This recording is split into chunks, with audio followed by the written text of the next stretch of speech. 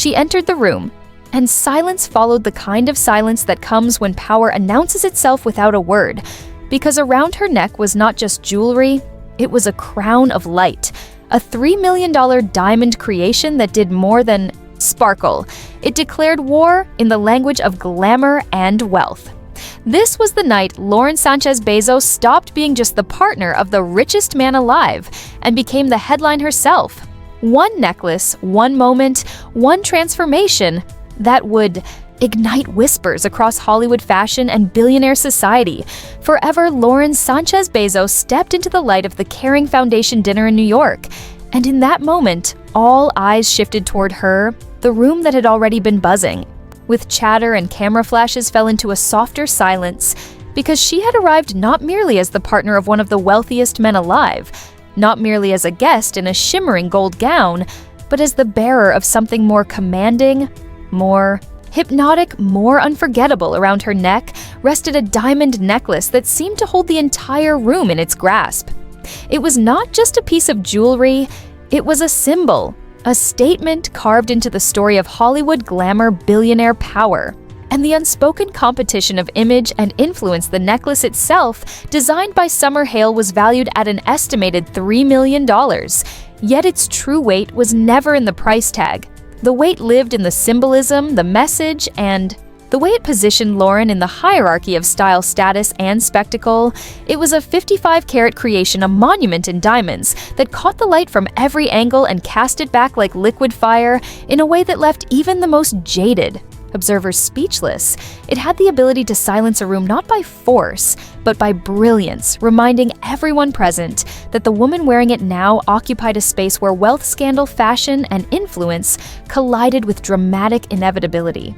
The diamonds set in an intricate pattern seemed to dance with her every movement, creating an almost hypnotic rhythm that locked eyes onto her neck and refused to let them go. Each stone had been chosen for perfection, its clarity, its cut, its ability to hold and amplify light until the entire necklace appeared alive, as if breathing, as if carrying within it some deeper story of power and legacy. The central diamond alone was so extraordinary that it had required weeks of careful searching by Hale, a flawless oval cut stone weighing 18 carats sourced from the legendary Cullinan mine in South Africa, the same origin that had given the world some of the crown jewels of royalty. It seemed less like a gem and more like a galaxy trapped. In crystal, Hale had built the necklace with months of painstaking work. His atelier in Beverly Hills transformed into a temple of perfectionism. During the process, every stone examined under magnification, every setting adjusted and readjusted until balance, security, and brilliance existed in harmony. The central diamond was surrounded by layers upon layers of smaller stones, each carefully matched in color and clarity to create a cascade that resembled falling starlight. The engineering was both delicate and exact, a setting that allowed the necklace to move fluidly with Lauren's body while never sacrificing strength or stability. The materials had been chosen with equal devotion, the primary structure crafted from 18-karat white, gold to maximize the diamonds. Brilliant, subtle touches of yellow gold were woven into the design, hidden accents that revealed themselves only in close inspection, creating depth and complexity that whispered luxury to those who looked closely.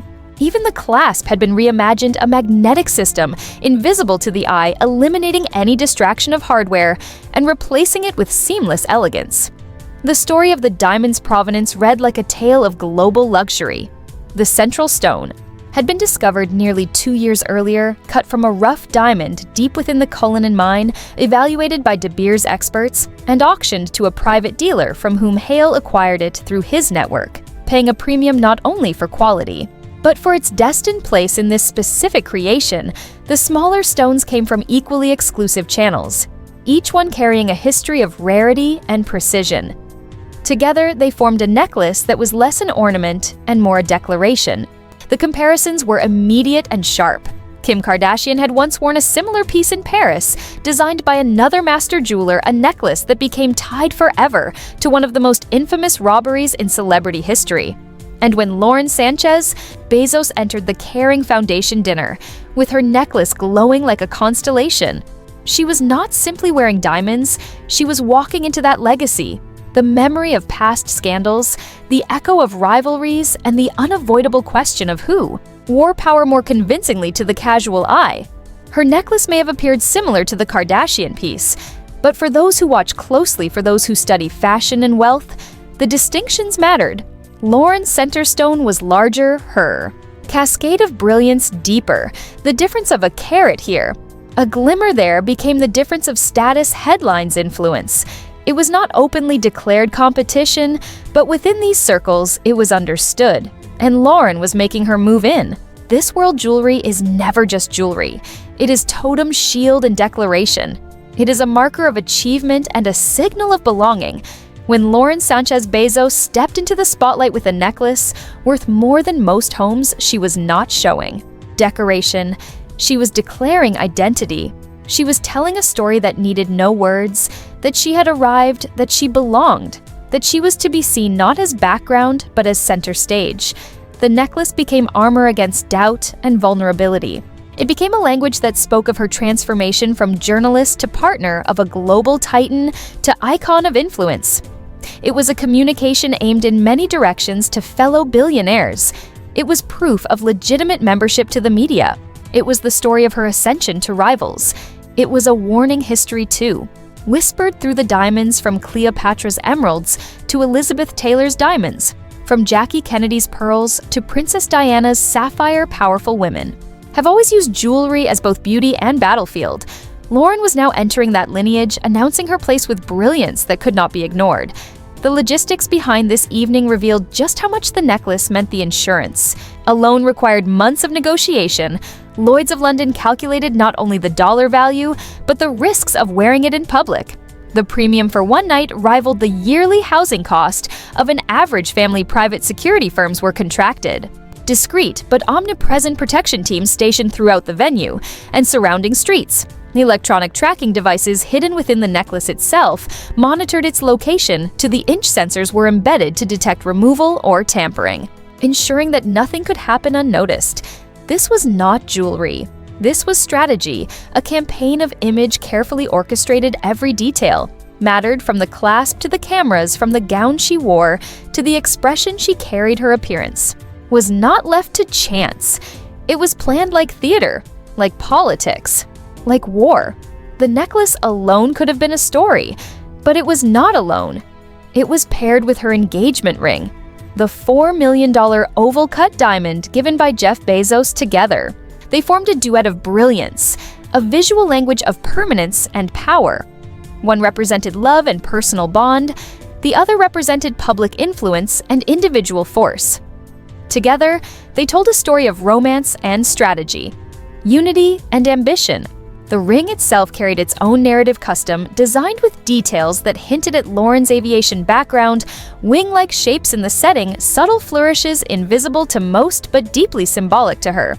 It was not merely ostentation, it was identity, a piece that reflected her journey and her uniqueness. The process of creating the ring had been shrouded in secrecy for months.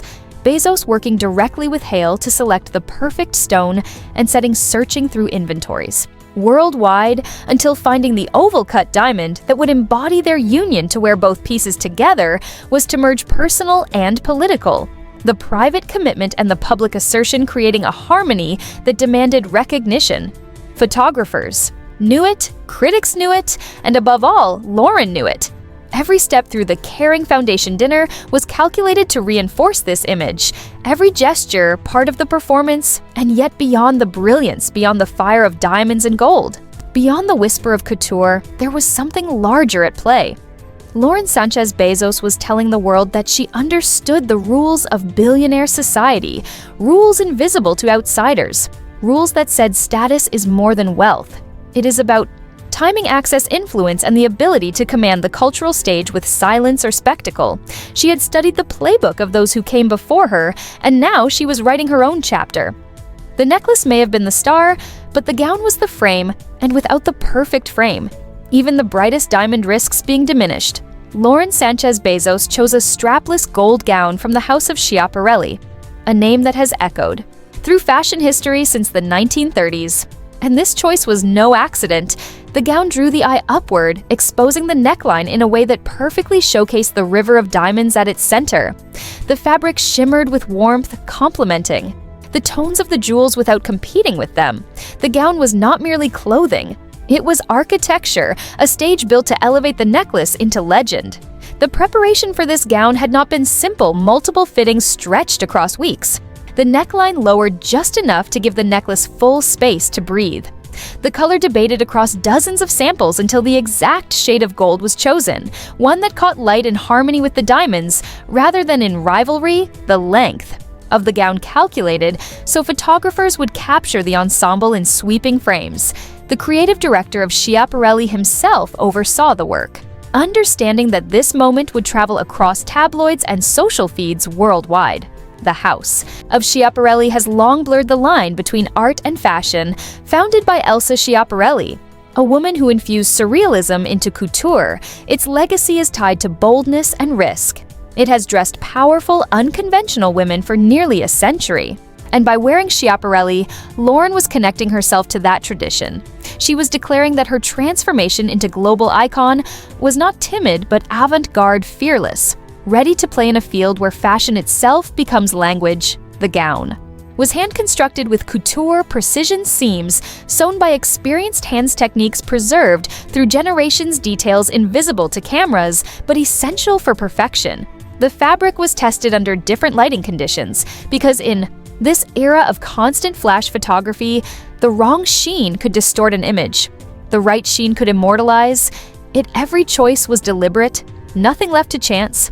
And the shoes chosen to complete the look came from Jimmy Choo, understated in comparison yet essential to the composition. The heels elevated her height. Adjusted posture allowed her to move with elegance and poise, while not drawing attention away from the jewelry and circles of luxury. Every element works like instruments in an orchestra, and the heels, though quieter, provided rhythm to the ensemble. This ensemble was not thrown together. It was choreographed like a stage play. Lauren's styling team worked tirelessly to balance glamour with power. Every accessory reviewed, every angle considered, they understood that this dinner was more than an event. It was a stage for Lauren Sánchez Bezos to make her declaration that she was no longer only a journalist, no longer only a partner. She was now an icon of wealth and power. The choreography extended beyond fashion to timing itself. Lauren's arrival had been calculated to perfection, arriving late enough to ensure attention, yet early enough to avoid overshadowing other figures. The route through the venue mapped to take advantage of architectural lighting her path, guiding photographers toward the ideal shots. Her gestures subtle yet rehearsed, each one designed to capture a different mood. Grace, confidence, warmth, authority. She had learned the art of celebrity. Presence, a skill that combines performance with instinct.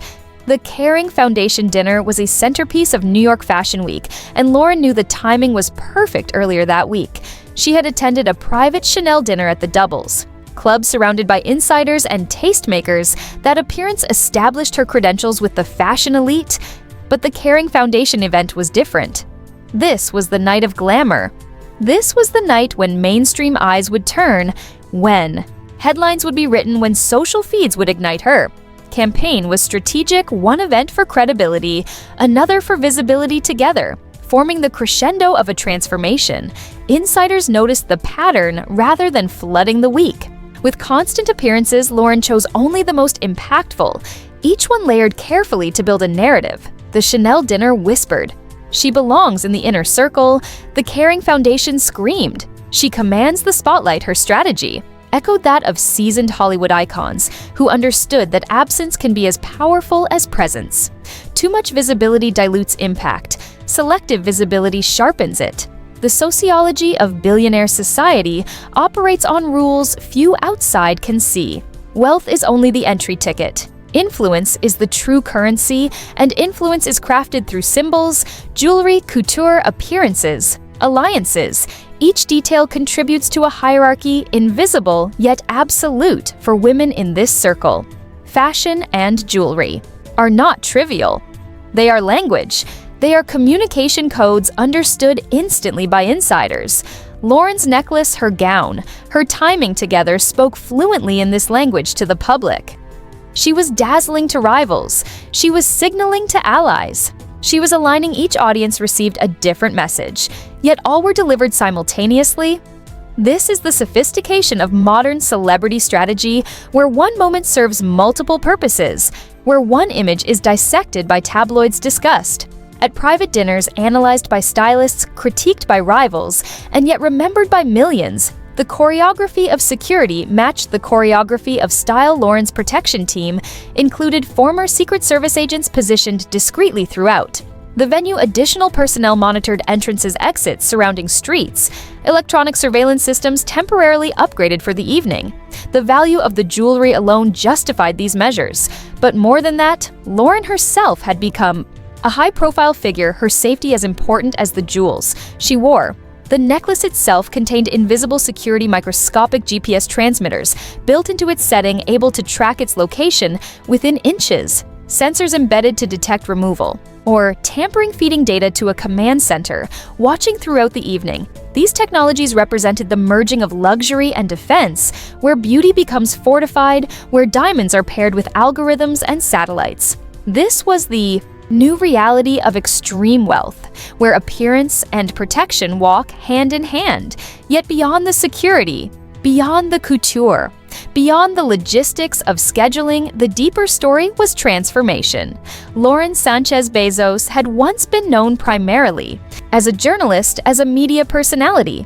Now she stood at the center of global attention as partner to the richest man alive, and as a figure who could command her own spotlight. The Caring Foundation dinner became her declaration. She was not simply in Jeff Bezos' shadow, she was creating her own myth. History reveals that moments like this are carefully chosen. Jackie Kennedy stepping off planes in pillbox hats, Princess Diana in sapphire blue, Elizabeth Taylor unveiling her diamonds each moment. Constructed to build image, each moment remembered long after the event itself.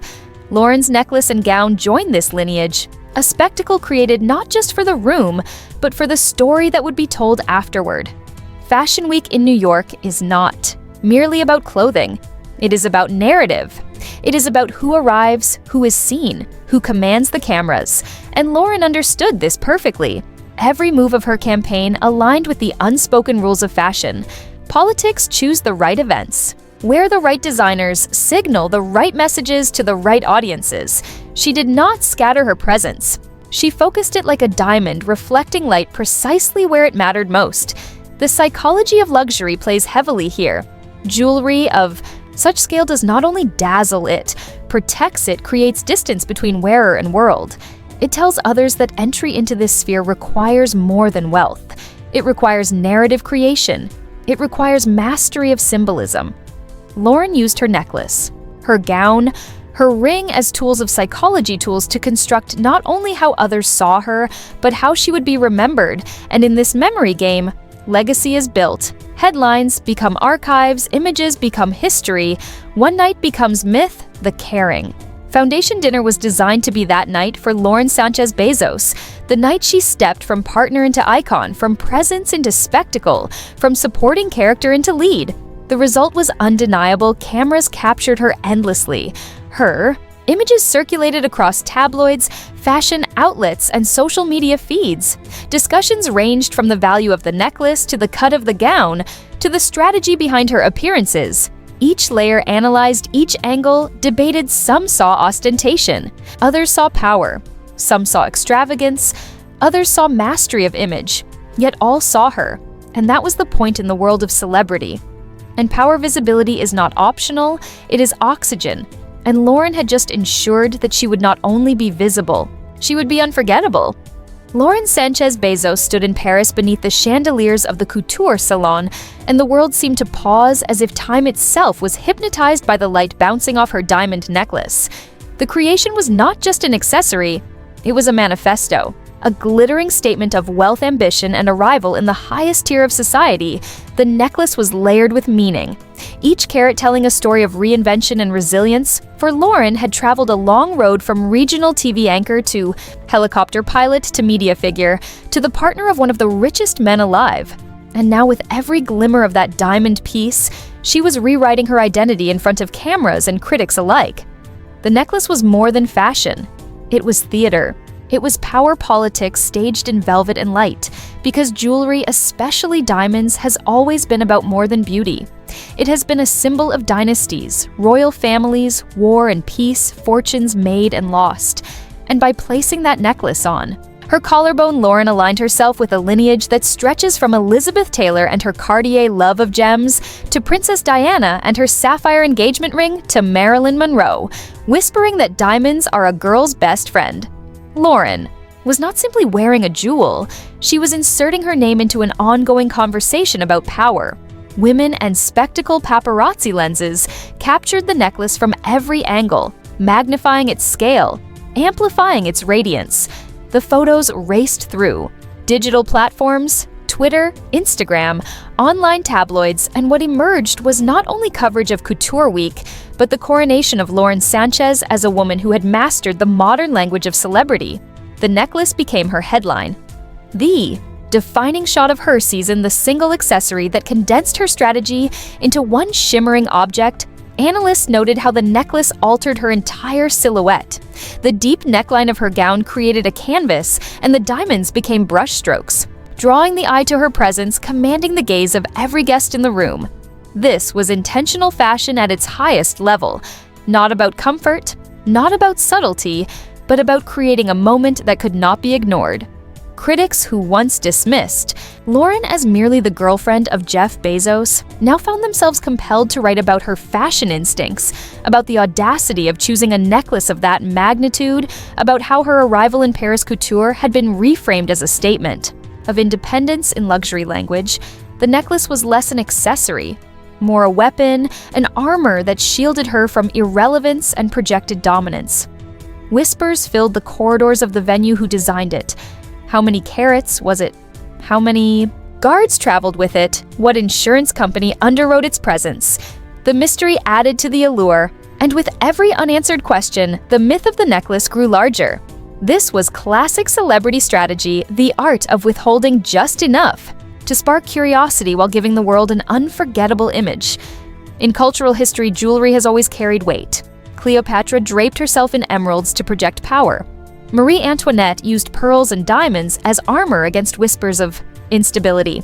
Jackie Kennedy used her jewelry to frame a narrative of elegance and continuity. And now Lauren Sanchez was stepping into that tradition, not with subtle pearls or heirloom sapphires, but with an unapologetic explosion of diamonds in a century where spectacle is currency. The necklace was not merely for the night, it was built to echo through weeks of media cycles. Each repost, each editorial, each zoomed photo sustaining her relevance, sustaining her legend in the crowded space. Of Hollywood and billionaires, Lauren had discovered the formula. One unforgettable visual amplified by the world. As the night went on, the necklace did its silent work. Every introduction, every glance, every photo carried the weight of its sparkle. It was not simply sitting on her skin. It was telling the room that Lauren Sánchez Bezos had ascended into a new category of fame, one where the jewelry is no longer rented for the night, but commissioned for a legacy remained fixed in the collective. Mind the vision of Lauren Sánchez Bezos draped in diamonds, standing not in the shadow of her partner, but in the full glare of her own spotlight. The necklace was never just a necklace. It was a declaration. It was a crown. It was a weapon forged. In light and patience, it turned every critic into a witness, and every headline into a mirror reflecting her rise. It told the world that she understood the oldest language of power, the language of beauty, spectacle, and permanence where stones outlast, whispers and sparkle drown scandal.